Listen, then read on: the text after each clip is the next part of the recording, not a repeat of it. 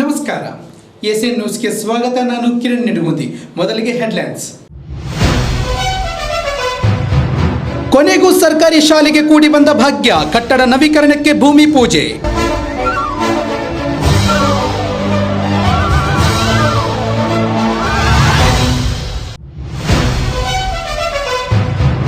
ನಮ್ಮಲ್ಲಿ ಭಿನ್ನಾಭಿಪ್ರಾಯ ಇಲ್ಲ, ರಿಮೋಟ್ ಕಂಟ್ರೋಲ್ ಸರ್ಕಾರ ಅಲ್ಲವೇ ಅಲ್ಲ, ಸಚಿವ ಶಿವರಾಮ್ ಹೆಬ್ಬಾರ್ ಹೇಳಿಕೆ.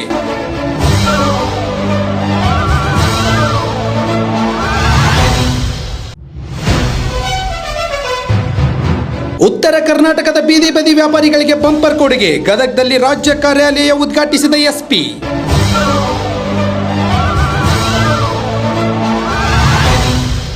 ವಾರ್ತೆಗಳ ವಿವರ.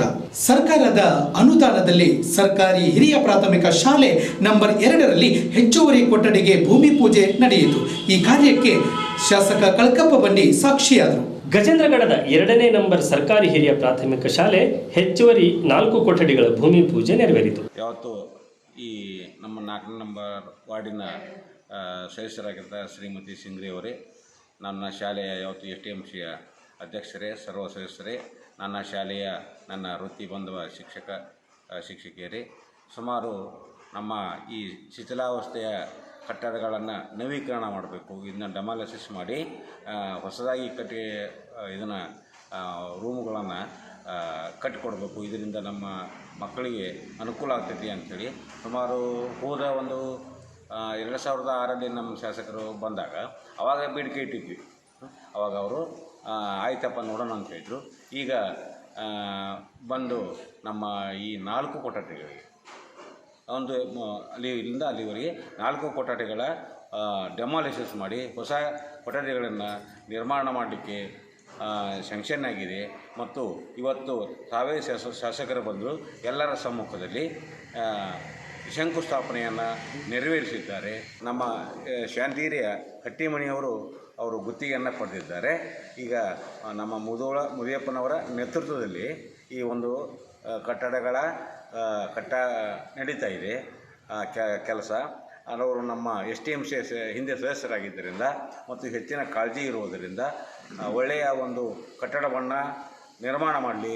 ನನ್ನ ಶಾಲೆಗೆ ಯಾವತ್ತು STMC ಸದಸ್ಯರು, ನಮ್ಮ ಮೆಂಬರ್ಗಳು, ಈ ಭಾಗದ ಹಿರಿಯರು, ಬರೀ ಶಾಲೆಗೆ ಹೆಡ್ ಮಾಸ್ಟ್ರಿಗೆ, ನಮ್ಮ ಶಾಲೆ ಇರ್ತಕ್ಕಂಥ ಶಿಕ್ಷಕರಿಗೆ ಅಷ್ಟೇ ಜವಾಬ್ದಾರಿ ಅಲ್ಲ, ಎಲ್ಲರೂ ಕೂಡಿ ಕಾಳಜಿ ವಹಿಸಿದ್ರಪ್ಪ ಅಂತಂತಂದ್ರೆ ಈ ಶಾಲೆ ಭದ್ರವಾಗಿ ಕಟ್ಟಡ ಆಗ್ತಕ್ಕಂಥದ್ದು ನಾನು ಈ ಶಾಲೆಯ ಪ್ರಭಾರಿ ಮುಖ್ಯ ಶಿಕ್ಷಕನಾಗಿ ಎಲ್ಲರಲ್ಲಿಯೂ STMC ಮತ್ತು ಈ ಭಾಗದ ಮುನ್ಸಿಪಾಲ್ಟಿ ಮೆಂಬರು ಮತ್ತು ನನ್ನ ಶಿಕ್ಷಕರು ಮತ್ತು ಈ ಭಾಗದ ಯಾವತ್ತೂ ಹಿರಿಯರನ್ನು ವ್ಯಕ್ತಿಗಳನ್ನು ಈ ಶಾಲೆಯ ಪ್ರಭಾರಿ ಮುಖ್ಯ ಶಿಕ್ಷಕನಾಗಿ ವಿನಂತಿ ಮಾಡಿಕೊಳ್ತಾ ಇದ್ದೇನೆ. ಭೂಮಿ ಪೂಜೆ ಕಾರ್ಯಕ್ಕೆ ಶಾಸಕ ಕಳಕಪ್ಪ ಬಂಡಿ ಸಾಕ್ಷಿಯಾದರು. ಭೂಮಿ ಪೂಜೆಯನ್ನು ವಾರ್ಡ್ ಸದಸ್ಯೆ ಸುಜಾತಾ ಸಿಂಗ್ರಿ ನೆರವೇರಿಸಿದರು.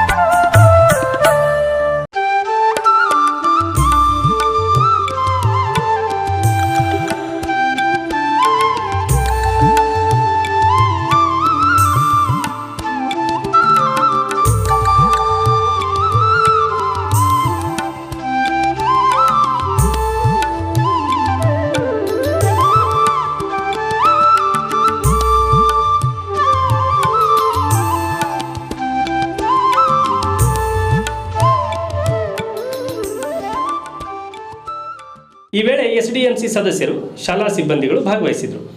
ಲೋಕೋಪಯೋಗಿ, ಬಂದರು ಮತ್ತು ಒಳನಾಡು ಜಲಸಾರಿಗೆ ಇಲಾಖೆ ಸಹಯೋಗದೊಂದಿಗೆ ಕಾಮಗಾರಿ ನಡೆಯುತ್ತಿದೆ. ಸರ್ಕಾರಿ ಶಾಲೆಯ ಹಳೆ ಕಟ್ಟಡಗಳನ್ನು ನವೀಕರಿಸಬೇಕೆಂದು ಸರ್ಕಾರವು ಹಣ ಬಿಡುಗಡೆ ಮಾಡಿದೆ. ಹೀಗಾಗಿ ಗುಣಮಟ್ಟದ ಕಾಮಗಾರಿ ಮಾಡಬೇಕೆಂದು ಶಾಸಕ ಕಳಕಪ್ಪ ಬಂಡಿ ನೆರೆದವರಿಗೆ ತಿಳಿ ಹೇಳಿದರು. ಇನ್ನು ಶಾಲೆಯ ಮುಖ್ಯ ಶಿಕ್ಷಕ RK ಅಂಗಡಿ ಮಾತನಾಡಿ 2006ರಿಂದ ಶಾಲೆಯ ನವೀಕರಣಕ್ಕೆ ಮನವಿ ಮಾಡಿದ್ವಿ, ಆದರೆ ಈಗ ಸಮಯ ಬಂದಿದೆ ಎಂದರು.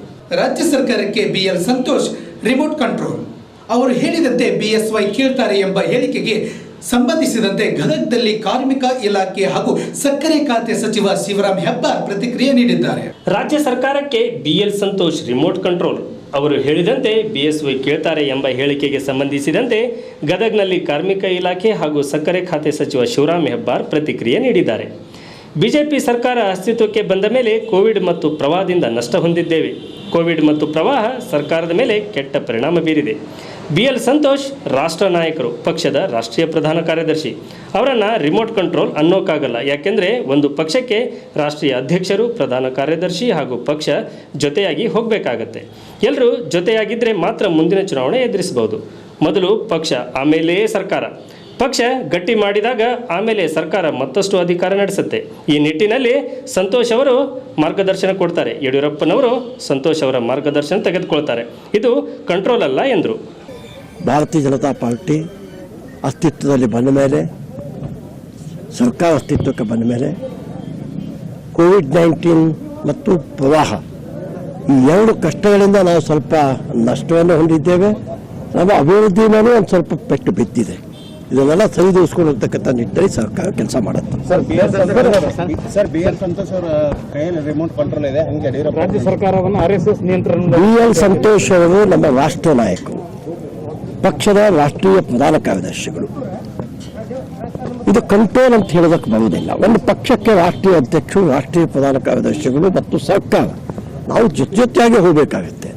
ಸರ್ಕಾರ ಮತ್ತು ಪಕ್ಷ ಜೊತೆಯಾಗಿದ್ದ ಮಾತ್ರ ಮುಂದಿನ ಚುನಾವಣೆ ಎದುರಿಸೋದಕ್ಕೆ ಅನುಕೂಲ ಆಗುತ್ತೆ.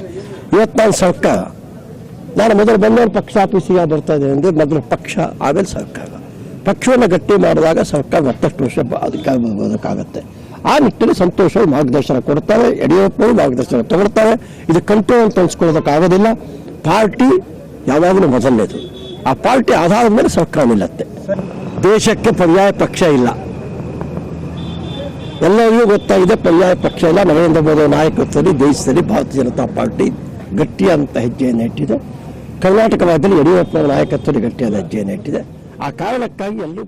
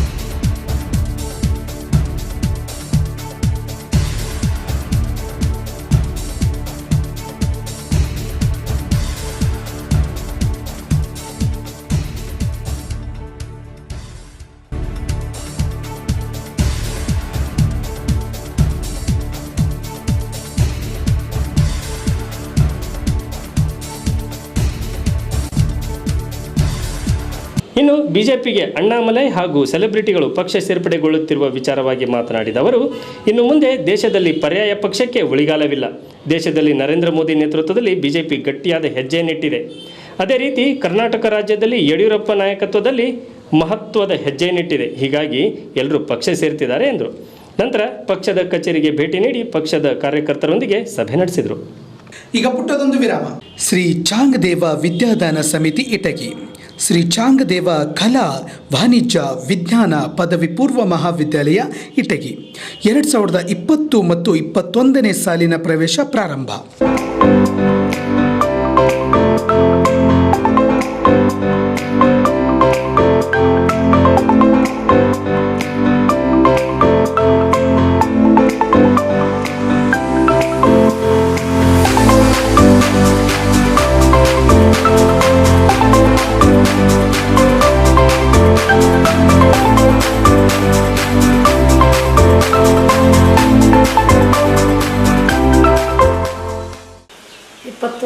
ಶ್ರೀ ಚಾಂಗದೇವ ಕಲಾ ವಾಣಿಜ್ಯ ವಿಜ್ಞಾನ ಪದವಿ ಪೂರ್ವ ಮಹಾವಿದ್ಯಾಲಯದ ಪ್ರವೇಶ ಪ್ರಕಟಣೆ ಏನಂದರೆ, ನಮ್ಮ ಸಂಸ್ಥೆಯು ಭಾಳ ಉತ್ತಮವಾದ ವಾತಾವರಣವನ್ನು ಹೊಂದಿದೆ, ಕಟ್ಟಡವನ್ನು ಹೊಂದಿದೆ ಮತ್ತು ಸುತ್ತಮುತ್ತಲಿನ ಬಡ ಮಕ್ಕಳ ಮತ್ತು ಗ್ರಾಮೀಣ ಅಭಿವೃದ್ಧಿ ಮಕ್ಕಳಲ್ಲಿ ಓದ್ತಕ್ಕಂಥ ಪ್ರಕ್ರಿಯೆಗಳು ಸಿಟಿಗಿಂತ ಪಟ್ಟಣದಕ್ಕಿಂತ ನಮ್ಮ ಮಕ್ಕಳು ಕಡಿಮೆ ಆಗಬಾರ್ದಂತ ಎಲ್ಲ ವ್ಯವಸ್ಥೆಗಳನ್ನು, ಆಮೇಲೆ ಲೈಬ್ರರಿ, ಪ್ರಯೋಗಾಲಯ ಮತ್ತು ಲೇಡೀಸ್ ವೇಟಿಂಗ್ ರೂಮು, ಆಟೋಟಗಳು, ಪಾಠಗಳು ಅವನ್ನೆಲ್ಲ ಸುಸಜ್ಜಿತವಾಗಿ ನಾವು ಮಕ್ಕಳಿಗೆ ವ್ಯವಸ್ಥಿತವಾಗಿ ಕಲ್ಪಿಸಿಕೊಟ್ಟಿದ್ದೇವೆ. ಕಾಲೇಜಿನ ವಿಶೇಷತೆಗಳು: ನುರಿತ ಹಾಗೂ ಅನುಭವಿ ಉಪನ್ಯಾಸಕರ ವೃಂದ, ಸುಸಜ್ಜಿತವಾದ ಬೋಧನಾ ಕೊಠಡಿಗಳು, ಉತ್ತಮ ಗುಣಮಟ್ಟದ ಗ್ರಂಥಾಲಯ, ವಿಶಾಲವಾದ ಆಟದ ಮೈದಾನ, ಸುರಕ್ಷತೆಯೊಂದಿಗೆ ವಾಹನ ಸೌಲಭ್ಯ, ಉತ್ತಮ ಪರಿಸರ ಹಾಗೂ ಮಕ್ಕಳಿಗೆ ವೈಯಕ್ತಿಕ ಕಾಳಜಿ.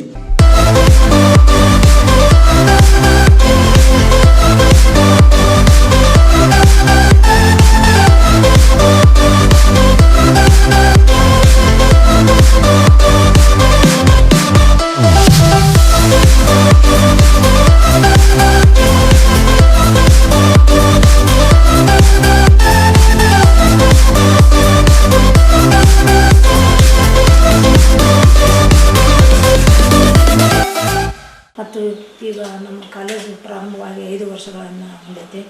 ಈ ವರ್ಷ ಉತ್ತಮ ಫಲಿತಾಂಶವನ್ನು ಹೊಂದಿ ಎಲ್ಲ ಪ್ರಥಮ ಶ್ರೇಣಿಯಲ್ಲಿ ಹೆಚ್ಚಾಗಿ ಮಕ್ಕಳು ಪಾಸಾಗಿದ್ದಾರೆ.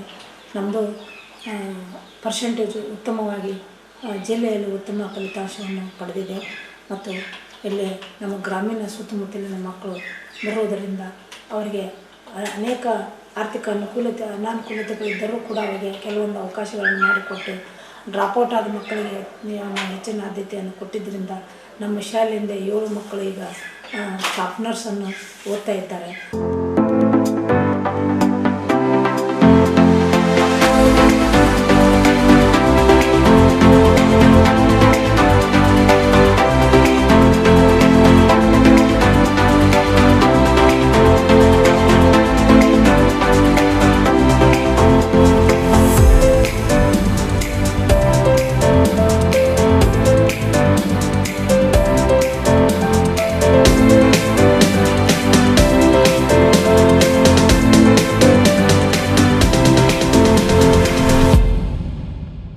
ಮತ್ತು ಆರ್ಮಿಯಲ್ಲಿ ಸೇರಿದ್ದಾರೆ ಮತ್ತು ಪೊಲೀಸರಲ್ಲಿ ಸೇರಿದ್ದಾರೆ. ಆದ್ದರಿಂದ ಎಲ್ಲ ಸುತ್ತಮುತ್ತಲಿನ ಗ್ರಾಮದವರು ನಮ್ಮ ಶಾಲೆಗೆ ಪ್ರವೇಶವನ್ನು ಪಡೆಯಬೇಕಾಗಿ ನಾವು ಪ್ರಕಟಣೆಯಲ್ಲಿ ಸಲ್ಲಿಸುತ್ತೇವೆ. ಬೇಬಿ ಜಾನ್ ರಾಜೇಶ್ವರ್ ದರ್ಗಾ.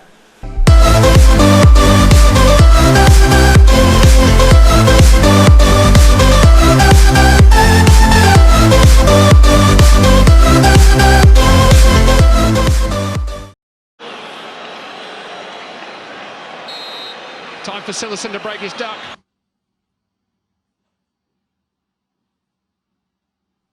No! No! No! Are you serious? Slow internet किसी को भी रावण बना दे.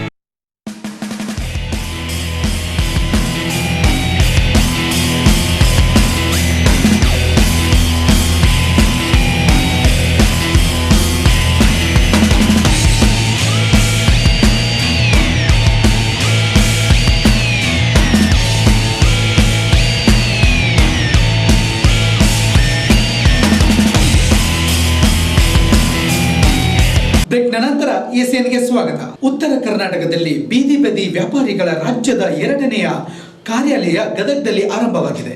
ಗದಗ ಜಿಲ್ಲಾ ಎಸ್ಪಿ ಎನ್ ಯತೀಶ್ ಈ ಕಾರ್ಯಾಲಯದ ಉದ್ಘಾಟನೆಯನ್ನ ಮಾಡಿದರು. ಉತ್ತರ ಕರ್ನಾಟಕದಲ್ಲಿ ಬೀದಿ ಬದಿ ವ್ಯಾಪಾರಿಗಳ ಕಷ್ಟ ಅರಿತ ಕರ್ನಾಟಕದ ಬೀದಿ ಬದಿ ವ್ಯಾಪಾರಿಗಳ ಸಂಘಟನೆ ಒಕ್ಕೂಟ ಗದಗದಲ್ಲಿ ರಾಜ್ಯದ 2ನೇ ಕಾರ್ಯಾಲಯ ಆರಂಭಿಸಿದೆ. ಉದ್ಘಾಟನಾ ಸಮಾರಂಭದಲ್ಲಿ ಗದಗ ಜಿಲ್ಲಾಧಿಕಾರಿ ಮಾಜಿ ಸಚಿವ DR Patil, SP N Yatish, lead bank ವ್ಯವಸ್ಥಾಪಕ ಮುರಳಿ ನಾಯಕ್, ಜಿಲ್ಲಾ ಅಭಿವೃದ್ಧಿ ಕೋಶ ಅಧಿಕಾರಿ SN ರುದ್ರೇಶ್, ಕಾನೂನು ಸಲಹೆಗಾರ ನದಾಫ್ ಸೇರಿದಂತೆ ಉತ್ತರ ಕರ್ನಾಟಕದ ಬಹುತೇಕ ಬೀದಿ ಬದಿ ವ್ಯಾಪಾರಿಗಳ ಸಂಘಟಕರು, ವ್ಯಾಪಾರಿಗಳು ಭಾಗವಹಿಸಿದರು. ಗದಗ ಜಿಲ್ಲಾ ಎಸ್ಪಿ ಎನ್ ಯತೀಶ್ ಈ ಕಾರ್ಯಕ್ರಮದ ಉದ್ಘಾಟನೆ ಮಾಡಿದರು. ಈ ವೇಳೆ ಮಾತನಾಡಿದ ಅವರು, ಸರ್ಕಾರದ ಸೌಲಭ್ಯ ತಮ್ಮದಾಗಿಸಿಕೊಳ್ಳಿ ಎಂದರು. ಇನ್ನು ಲೀಡ್ ಬ್ಯಾಂಕ್ ವ್ಯವಸ್ಥಾಪಕ ಮುರಳಿ ನಾಯಕ್ ಮಾತನಾಡಿ, ಬೀದಿ ಬದಿ ವ್ಯಾಪಾರಿಗಳಿಗಾಗಿಯೇ ಕಚೇರಿ ಇದೆ ಎಂದರು. ನಗರಾಭಿವೃದ್ಧಿ ಕೋಶ ಅಧಿಕಾರಿ ಎನ್ ರುದ್ರೇಶ್ ಮಾತನಾಡಿ, ಸರ್ಕಾರದ ಯೋಜನೆಯನ್ನು ಜನಸಾಮಾನ್ಯರು ಸದುಪಯೋಗಪಡಿಸಿಕೊಳ್ಳಿ ಎಂದರು. ಇದೇ ವೇಳೆ ಮಾಜಿ ಶಾಸಕ DR ಪಾಟೀಲ್ ಸಹ ಇದೇ ಸಲಹೆಯನ್ನು ನೀಡಿದರು. ಪುಣ್ಯಾತ್ಮ ಮಾತಾಡ್ತಿದ್ದಿಲ್ಲ, ಮಾಡ್ತಿಲ್ಲ. ಮಾಡಿದ್ದು ಹಲವಾರು ಲಕ್ಷಾಂತರ ಕೋಟ್ಯಾಂತರ ಕುಟುಂಬಗಳಿಗೆ ಅನುಕೂಲ ಆಗಿದೆ. ಈಗ ರಿವರ್ಸ್ ಐತೆ, ಅದು ದುರ್ದೈವ. ಅದು ಜನರು ಹೋಗಿ ಬಂದಾಗ ಗೊತ್ತಾಗುತ್ತೆ, ಅದನ್ನ ತಿಳ್ಕೊಂಡು ಯಾರಿಗೆ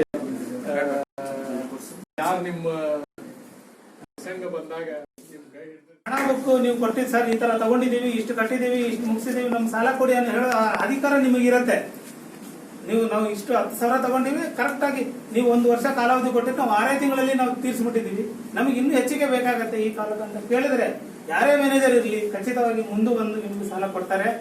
ಅಕಸ್ಮಾತ್ ಯಾರಾದ್ರೂ ಕೊಡ್ಲಿಲ್ಲ, ಹಿಂದೆ ಆಗ್ತಾ ಇದೆ ಅಂದ್ರೆ ಅಂಥದ್ದಕ್ಕೆ ನಾವಿದೀವಿ, ಜಿಲ್ಲಾಧಿಕಾರಿಗಳು ಇರ್ತಾರೆ, ಬಾಕಿ ಅವರು ಹಿರಿಯವರು ಇರ್ತಾರೆ, ಎಲ್ಲರೂ ನಿರ್ದೇಶನ ಮೇಲೆ ಗದಗ ಜಿಲ್ಲೆಯಲ್ಲಿ ಇರುವ ಎಲ್ಲಾ ಬೀದಿ ವ್ಯಾಪಾರಸ್ಥರಿಗೆ ಈಗ ಸದ್ಯ 10,000 ಮುಟ್ಟೋ ವ್ಯವಸ್ಥೆ ಮಾಡ್ತೀವಿ. ಆಮೇಲೆ ಮುಂದೆ ಅವ್ರದ್ದು ಒಳ್ಳೆಯದಾಗಲಿ ಅಂತ ಈಗ ಆಗಲೇ ಕಾಲಾವಕಾಶ ಆಗಿದ್ವಿ. ನನಗೆ ಈ ಅವಕಾಶ ಕೊಟ್ಟಿದ್ದು ನಮ್ಮ ಆಫೀಸ್ ಅಂತೂ APMC ಆಡಲ್ಲಿದೆ, ಯಾವಾಗಲೂ ನಾವು ಅವೈಲಬಲ್ ಇರ್ತೀವಿ. ಈಗ ಅನ್ವರ್ ಶಿರಟ್ಟಿ ಅಂತ ಅವರು ಸುಮಾರು ಸಾರಿ ಬರ್ತಾ ಇರ್ತಾರೆ, ನಮ್ಮ ಫೋನು ಮಾಡ್ಬೋದು, ಡೈರೆಕ್ಟ್ ಆಗಿ ಬಂದು ಭೇಟಿ ಆಗ್ಬೋದು. ನಿಮಗೆ ಬ್ಯಾಂಕ್ ವತಿಯಿಂದ ಯಾವುದೂ ತೊಂದರೆ ಇಲ್ಲದೆ ನಾವು ನೋಡ್ಕೋತಾರೆ. ಈ ಸಂದರ್ಭದಲ್ಲಿ ಎಲ್ಲರೂ ಸಮಕ್ಷದಲ್ಲಿ ಆಶ್ವಾಸನೆ ಕೊಟ್ಟು ನನಗೆ ಅವಕಾಶ ಕೊಟ್ಟಿದ್ದೀರಿ, ಧನ್ಯವಾದ ಹೇಳ್ತಾ ಈ ಕಾರ್ಯಕ್ರಮಕ್ಕೆ ಆಗಮಿಸಿರುವ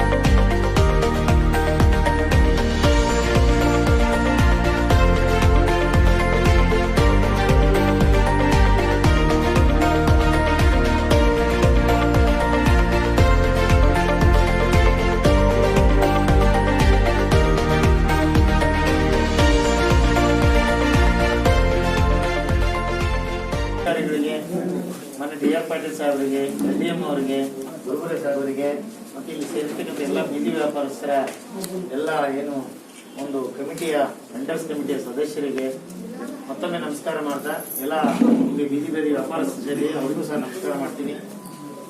ಇಲ್ಲಿ 2013ನೇ ಇಸ್ವಿಯಲ್ಲಿ ಏನು ಸುಪ್ರೀಂ ಕೋರ್ಟ್ ಒಂದು ಆರ್ಡರ್ ಅನ್ನ ಮಾಡ್ತು, ಆ ಪ್ರಕಾರ ಬೀದಿ ಬದಿ ವ್ಯಾಪಾರಿಗಳಿಗೂ ಸಹ ಒಂದು ಸೆಕ್ಯೂರಿಟಿಯನ್ನ ತರುವಂತ ಹಿನ್ನೆಲೆಯಲ್ಲಿ ಮಹತ್ವವಾದಂತಹ ಕಾನೂನನ್ನ ಸಂಸತ್ತು ಮಾಡ್ತಾ ಹೋಗ್ತು. ಸಂಸತ್ತು ಜಾರಿಗೆ ತಂದ ನಂತರ ಅವರಿಗೆ ಹೇಗ್ ಬೇಕೋ ಹಾಗೆ ಯಾರನ್ನು ಕೇಳೋ ಹಾಗಿಲ್ಲ, ಎಲ್ಲಿ ಬೇಕಾಗಲಿ ತೆಗೆಯೋ ಹಾಗಿಲ್ಲ. ಹಾಗಾಗಿ ಅವ್ರಿಗೆ ಒಂದು ಸೆಕ್ಯೂರಿಟಿ ಅಂದ್ರೆ ಒಂದು ಸಂರಕ್ಷಣೆಯನ್ನ ಕೊಡ್ತು. ಸುಪ್ರೀಂ ಕೋರ್ಟ್ ಆದೇಶದ ಮೇಲೆ ಸಂಸತ್ತು ಅವರಿಂದ ಸ್ಪಷ್ಟವಾದಂತಹ ಕಾನೂನನ್ನ ಜಾರಿಗೆ ತಂತು.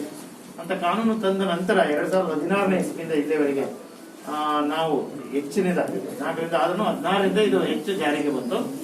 ಅವಾಗ ಪ್ರತಿಯೊಬ್ಬರಿಗೂ ನಾವು ID ಕಾರ್ಡ್ ಅನ್ನ ಕೊಡಕ್ ಶುರು ಮಾಡಿದ್ವಿ. ಆಮೇಲೆ ಅವರಿಗೆ ಟ್ರೈನಿಂಗ್ ಅನ್ನ ಕೊಟ್ಟಿದ್ವಿ.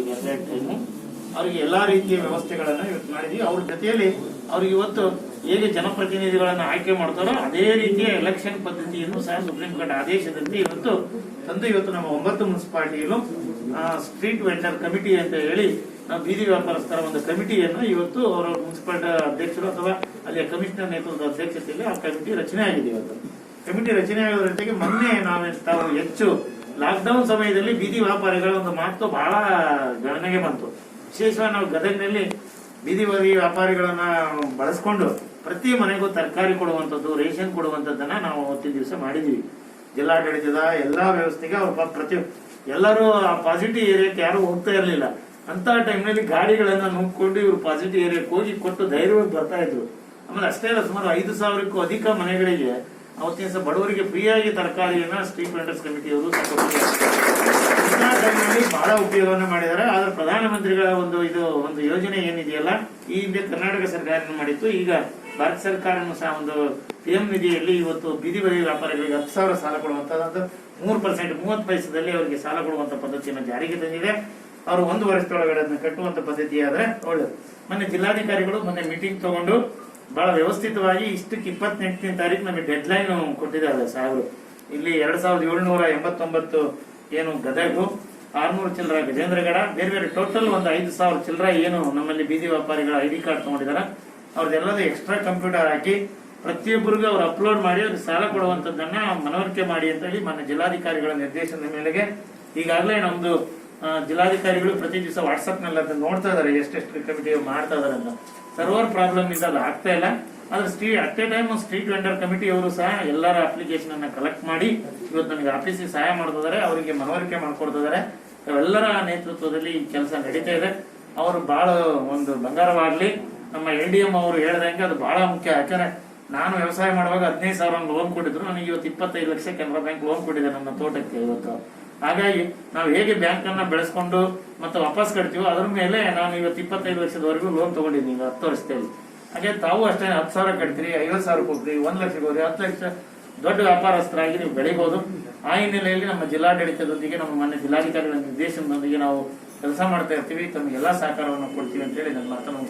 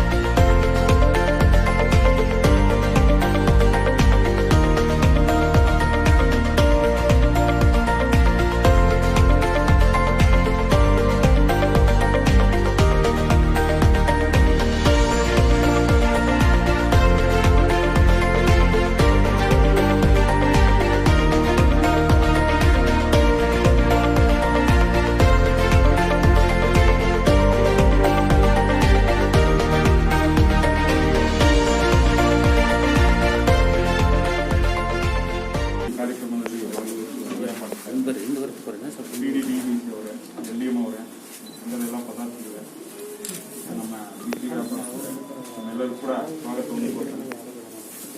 ನಾನು ಈ ಹಿಂದೇನು ಒಂದು 2-3 ಪ್ರೋಗ್ರಾಮ್ ನಿಮ್ಮ ಜೊತೆ ನಾನು ಪಾರ್ಟಿಸಿಪೇಟ್ ಮಾಡಿದ್ದೀನಿ. ಒಂದು ನಮ್ಮ ಆಫೀಸ್ನಲ್ಲಿ ಒಂದು ಮೀಟಿಂಗ್ ನಿಮ್ಮ ಜೊತೆ ಆಗಿದೆ. ಆಮೇಲೆ ಒಂದು ಚೆಕಪ್ ಹೆಲ್ತ್ ಕ್ಯಾಂಪ್ ಟೈಪ್ ಒಂದು ಮಾಡೋಣ ಅಂತ ಅದರಲ್ಲಿ ಭಾಗಿಯಾಗಿದ್ದು.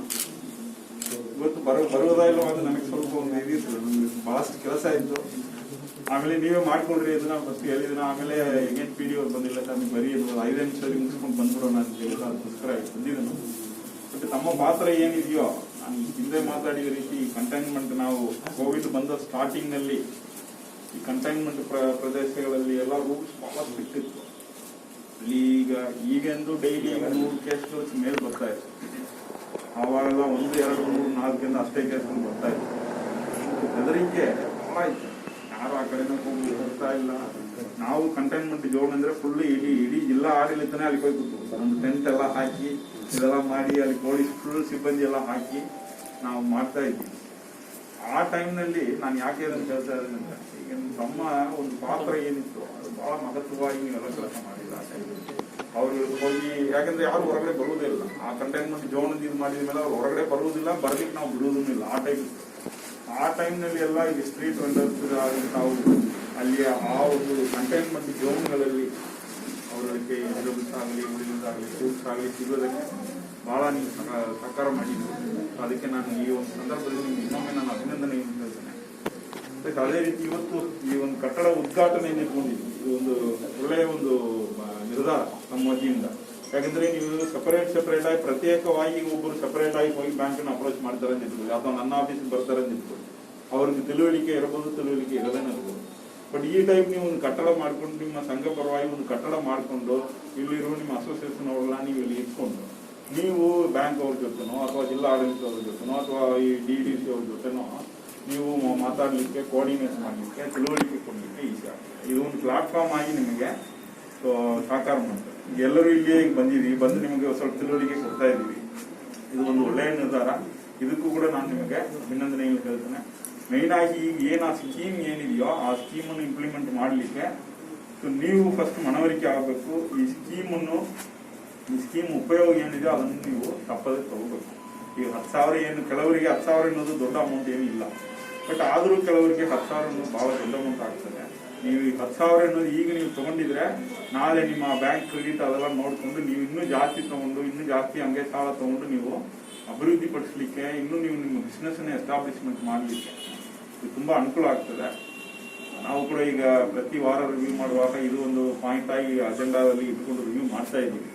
ನಮ್ಮ ಜಿಲ್ಲೆಯಲ್ಲಿ ಈ ರೀತಿ ಯಾರುಗಳಿದ್ದಾರೋ ಎಲ್ಲರಿಗೂ ಈ ಬೆನಿಫಿಟ್ ಹೋಗಿ ಮುಟ್ಟಬೇಕೆಂದು ಟೈಮ್ ಬೌಂಡ್ ಒಂದು ಪ್ರೋಗ್ರಾಮ್ ಮಾಡಿಕೊಂಡು ಮಾನಿಟರ್ ಮಾಡ್ತಾ ಇದ್ದೀವಿ.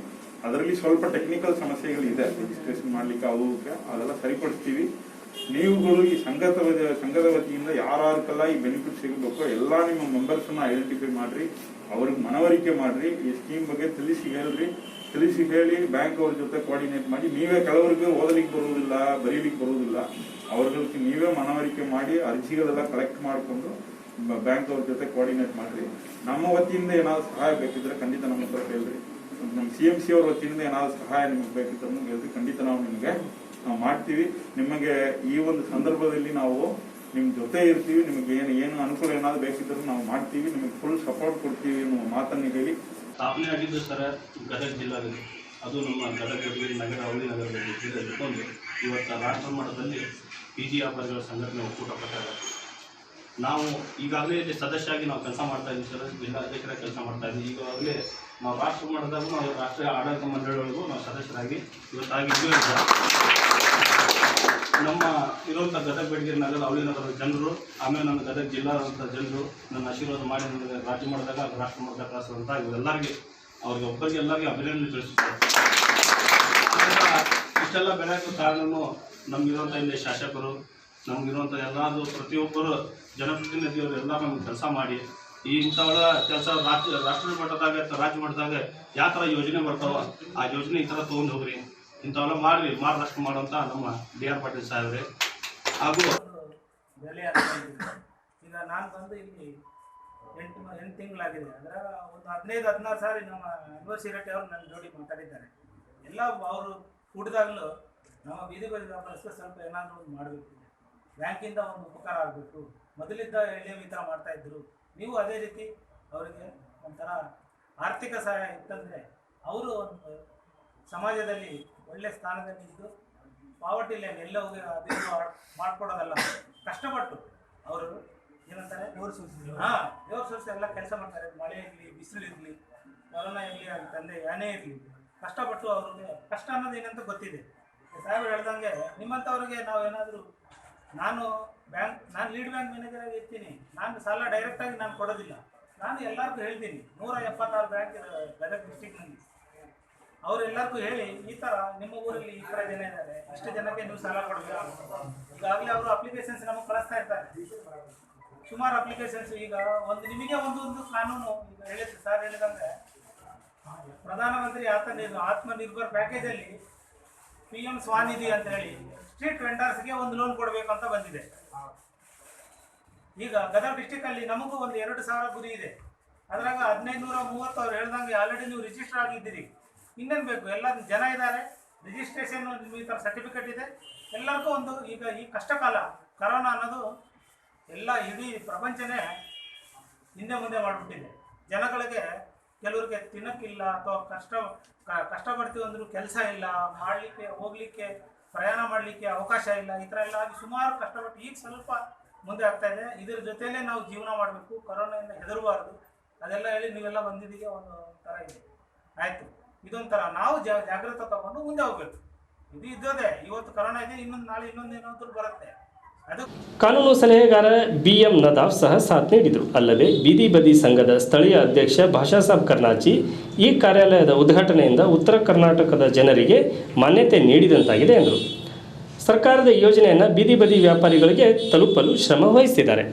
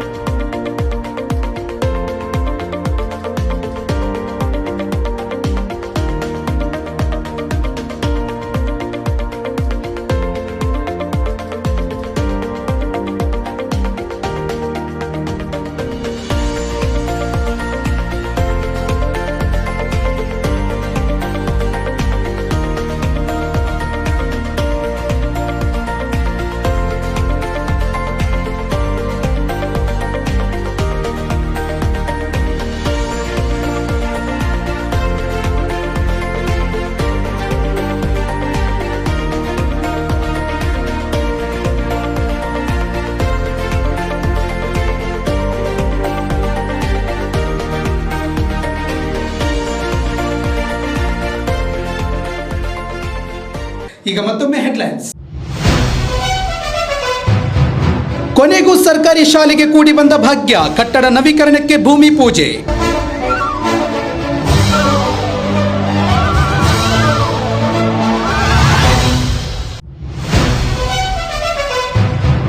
ನಮ್ಮಲ್ಲಿ ಭಿನ್ನಾಭಿಪ್ರಾಯ ಇಲ್ಲ, ರಿಮೋಟ್ ಕಂಟ್ರೋಲ್ ಸರ್ಕಾರ ಅಲ್ಲವೇ ಅಲ್ಲ, ಸಚಿವ ಶಿವರಾಮ್ ಹೆಬ್ಬಾರ್ ಹೇಳಿಕೆ.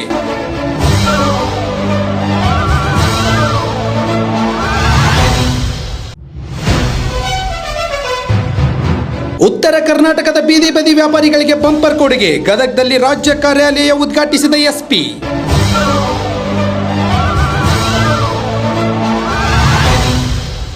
ಇವೆಷ್ಟಿಂದಲೂ ಸುದ್ದಿಗಳು. ನಿರಂತರ ಸುದ್ದಿಗಾಗಿ ವೀಕ್ಷಿಸಿ ACN ನ್ಯೂಸ್ ಗಜೇಂದ್ರಗಡ. ವಂದನೆಗಳು. ಶ್ರೀ ಚಾಂಗದೇವ ವಿದ್ಯಾದಾನ ಸಮಿತಿ ಇಟಗಿ, ಶ್ರೀ ಚಾಂಗದೇವ ಕಲಾ ವಾಣಿಜ್ಯ ವಿಜ್ಞಾನ ಪದವಿ ಪೂರ್ವ ಮಹಾವಿದ್ಯಾಲಯ ಇಟಗಿ 2020 ಮತ್ತು 21ನೇ ಸಾಲಿನ ಪ್ರವೇಶ ಪ್ರಾರಂಭ.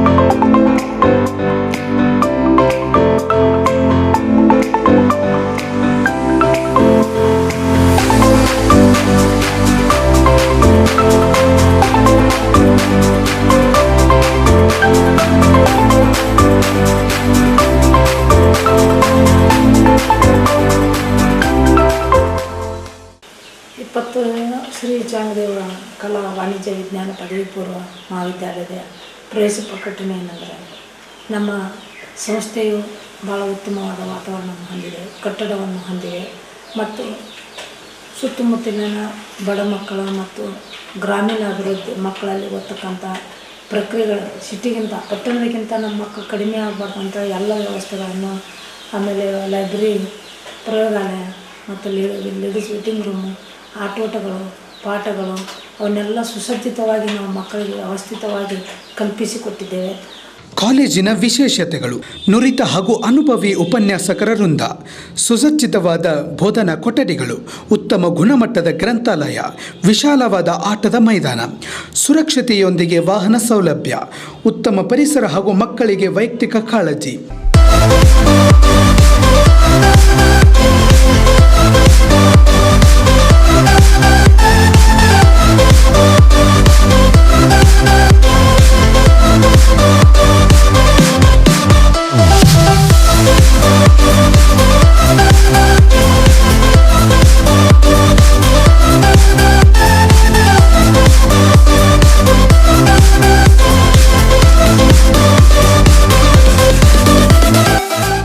ಮತ್ತು ಈಗ ನಮ್ಮ ಕಾಲೇಜು ಪ್ರಾರಂಭವಾಗಿ 5 ವರ್ಷಗಳನ್ನು ಹೊಂದೈತೆ.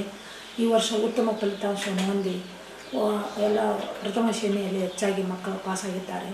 ನಮ್ಮದು ಪರ್ಸೆಂಟೇಜು ಉತ್ತಮವಾಗಿ ಜಿಲ್ಲೆಯಲ್ಲಿ ಉತ್ತಮ ಫಲಿತಾಂಶವನ್ನು ಪಡೆದಿದೆ. ಮತ್ತು ಇಲ್ಲಿ ನಮ್ಮ ಗ್ರಾಮೀಣ ಸುತ್ತಮುತ್ತಲಿನ ಮಕ್ಕಳು ಬರುವುದರಿಂದ ಅವರಿಗೆ ಅನೇಕ ಆರ್ಥಿಕ ಅನಾನುಕೂಲತೆಗಳಿದ್ದರೂ ಕೂಡ ಅವರಿಗೆ ಕೆಲವೊಂದು ಅವಕಾಶಗಳನ್ನು ಮಾಡಿಕೊಟ್ಟು ಡ್ರಾಪ್ಔಟ್ ಆದ ಮಕ್ಕಳಿಗೆ ನಾವು ಹೆಚ್ಚಿನ ಆದ್ಯತೆಯನ್ನು ಕೊಟ್ಟಿದ್ದರಿಂದ ನಮ್ಮ ಶಾಲೆಯಿಂದ 7 ಮಕ್ಕಳು ಈಗ ಸ್ಟಾಫ್ ನರ್ಸನ್ನು ಓದ್ತಾ ಇದ್ದಾರೆ.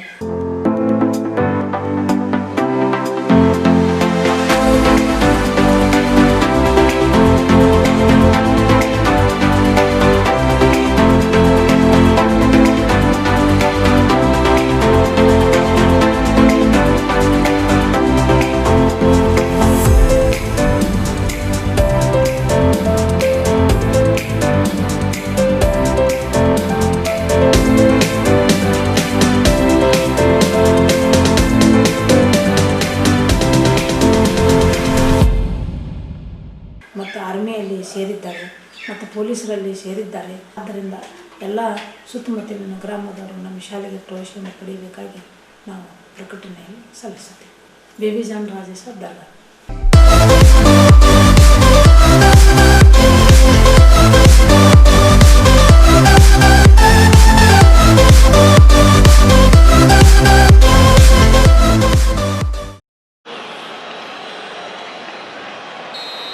Time for Sillison to break his duck.